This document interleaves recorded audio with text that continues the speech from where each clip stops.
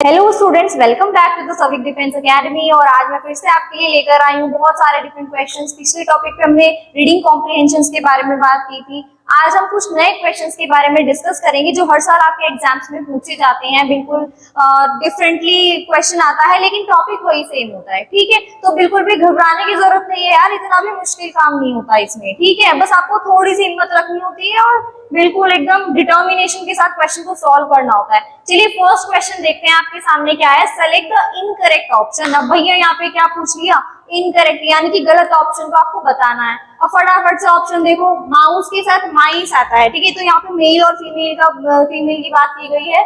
ठीक है, माउस के साथ माइस ठीक है, चाइल्ड के साथ चिल्ड्रन ठीक है। यहाँ पे शीप के साथ शीप्स तो नहीं होगा ना यार, शीप के साथ तो शीप ही रहेगा क्योंकि वो सिंगुलर है तो सिंगुलर ही रहेगी, है ना। तो यहाँ पे क्या हो गया आपका C option is the incorrect option. तो फटाफट से मार्क कर देंगे क्या, सी ऑप्शन। उसके बाद चलिए नेक्स्ट क्वेश्चन पे बात करते हैं। Choose the option that does not come under gender. देखो जो जेंडर के अंदर नहीं आता है उसको मार्क करना है। अब देखो हमारे पास चार टाइप के जेंडर होते हैं। ठीक है, पहला होता है आपके पास मस्कुलिन जेंडर। देखो मस्कुलिन जेंडर पे अगर हम बात करें तो मस्कुलिन जेंडर कौन सा होगा, जिसमें आपके पास मेल आते हैं। ठीक है, कौन सा होगा, मेल जिसमें आते हैं वो होगा मस्कुलिन जेंडर। नेक्स्ट दिया हुआ है फेमिनिन जेंडर। देखो फेमिनिन जेंडर क्या होगा, फेमिनिन जेंडर होता है आपके पास जिसमें बात करते हैं फीमेल जेंडर के बारे में।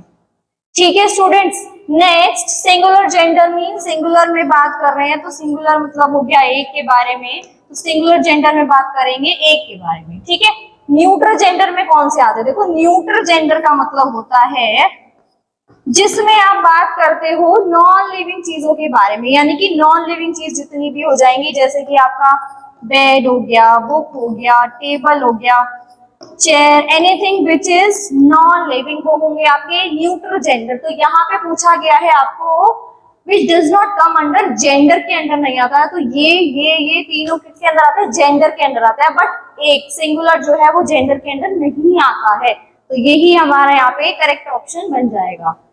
नेक्स्ट पे बात करें तो from the following select the most appropriate option to fill in the blank. यहाँ पे एप्रोप्रिएट ऑप्शन को भरना है।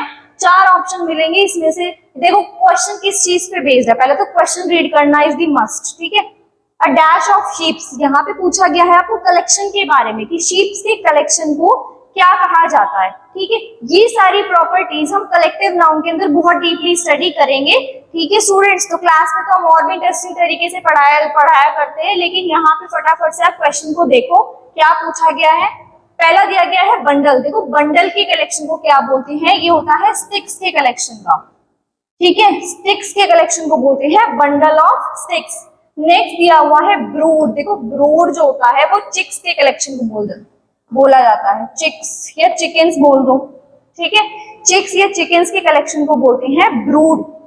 Next option fleet. अब यही देखो फ्लीट जो है वो शिप्स यानी कि जो जहाज होते हैं उनके कलेक्शंस को बोला जाता है शिप्स, फ्लीट ऑफ शिप्स।